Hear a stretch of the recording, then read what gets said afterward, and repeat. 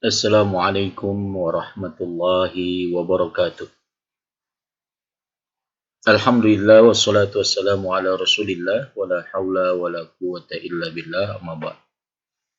Berjumpa kembali dengan MTT PDM Kota Batu. Kali ini kita akan membahas tentang izalatun najasah, yaitu menghilangkan najis dalam himpunan putusan terjih kitab Thaharah. Ada 5 putusan yang berkaitan dengan menghilangkan najis dalam HPT Kitab Thaharah, yaitu putusan nomor 53 sampai dengan putusan nomor 57. Yang pertama, wa mata asabatin najasah ba'da badanika aw thiyabaka aw musallaka faghsilhu anha bil hatti wal qarsi min damil haid. Apabila sebagian dari badanmu, pakaianmu, dan tempat sholat terkena najis, hendaklah dibasuh dengan menggosok dan menghilangkannya kalau itu merupakan darah haid. Yang kedua, atau putusan 54, hatta tuzila awsafaha min launin wa rihin wa ta'min bil ma'id tahur, sehingga hilanglah sifat-sifatnya, bau dan rasanya dengan air yang suci. Yang ketiga, wa yu'fa baqa'u athariha min ahadi awsafiha, dan tidak mengapa tertinggal bekas salah satu sifat najis tadi.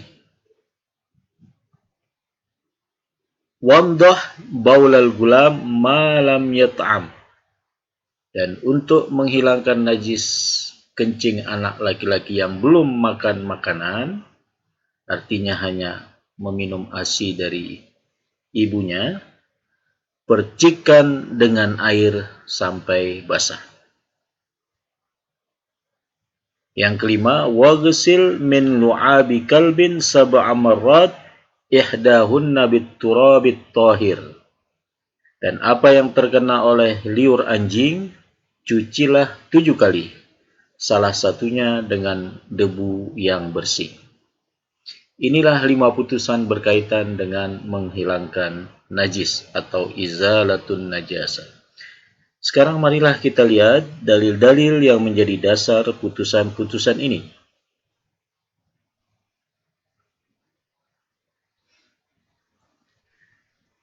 Putusan nomor 53, li hadisi Asma binti Abi Bakar qalat, ja'at imra'atun ilan nabi sallallahu alaihi wasallam faqalat, ihdana yusibu thawbaha min damil haydah, kaifa tasna? Faqala tahuttuhu thumma taqrusuhu bil ma thumma tandahu thumma tusalli fihi, akhrajahu sittah. Berdasarkan hadis Asma putri Abu Bakar radhiyallahu anha berkata, datang kepada Nabi sallallahu alaihi wasallam seorang wanita lalu berkata, seorang dari kami pakaiannya terkena darah haid, bagaimana seharusnya dilakukan? Maka Nabi sallallahu alaihi wasallam bersabda, supaya dia menghilangkan dan mencuci pakaian itu dengan air, kemudian disiramnya lalu dipakai sholat. Diriwayatkan oleh Imam 6 ahli hadis. Putusan 54, liqaulihi ta'ala wa yunazzilu alaikum minas sama' ma'an liyutahhirakum bih, Al-Anfal ayat 11.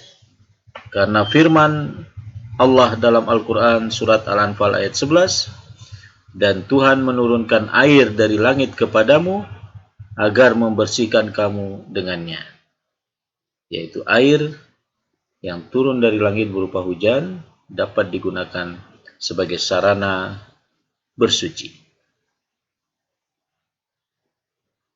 Putusan 55, Li hadis Abi Hurairah anna Khawlah binta Yasar qalat ya Rasulullah laisa li illa thawbun wahidun wa ana ahidu fi qala fa idza tahurti faghsili maudi ad-dam thumma salli fihi qalat ya Rasulullah in lam yakhrut atharuhu qala yakfiki alma wala yadurruki atharuhu. Rawahu Ahmad wa Abu Daud wa Tirmidzi. Berdasarkan hadis dari Abu Hurairah radhiyallahu an bahwa Khawlah binti Yasar telah berkata, wahai Rasulullah, saya tidak mempunyai pakaian kecuali selembar yang kupakai, sedangkan saya haid. Maka jawab Nabi SAW, jika kamu telah bersih dari haid, maka cucilah tempat yang kena darah, lalu sholatlah dengan pakaian itu.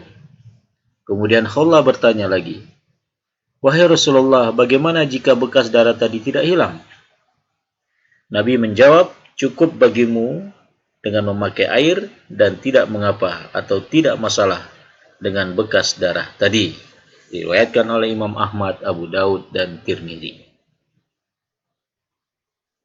Utusan nomor 56. Li hadisi Ummi Qais binti Muhsan radhiyallahu anha. Annaha atat bi ibnin laha sagirin lam ya'kulit ta'am ila Rasulillahi sallallahu alaihi wasallam. Fa ajlasahu fi hijrih wa bala ala thawbihi fada'a bima'in fanadahahu walam yaghsilhu. Rawahul jamaah. Dasarkan hadis Ummu Qais binti Muhsan radhiyallahu anha bahwa ia bersama anaknya atau anak laki-laki yang masih kecil belum pernah makan makanan, artinya hanya makan ASI atau minum ASI, telah datang kepada Rasulullah Shallallahu Alaihi Wasallam. Lalu Nabi mendudukkan anak itu di atas pangkuannya. Tiba-tiba anak itu kencing pada pakaian beliau. Kemudian beliau meminta air, lalu dipercikan dan tidak dicucinya. Jadi anak yang belum memakan makanan selain ASI, maka cukup dengan dipercikkan saja. Putusan 57 li hadisi Abi Hurairah tahuri ina'i ahadikum idza walagha fihil kalbu an yaghsilahu sab'a marrat ulahunna aw ukhrahunna bit-turab. Menurut hadis dari Abu Hurairah, sucinya bejana salah seorang dari kalian apabila digunakan minum atau dijilat oleh anjing supaya dicuci 7 kali. Permulaannya dengan debu. Diriwayatkan oleh Muslim dan Ahmad, dan Tirmidzi meriwayatkan dengan tambahan permulaannya atau penghabisannya dengan debu. Demikianlah putusan tarjih Muhammadiyah tentang menghilangkan najis. Mudah-mudahan bermanfaat. Assalamualaikum warahmatullahi wabarakatuh.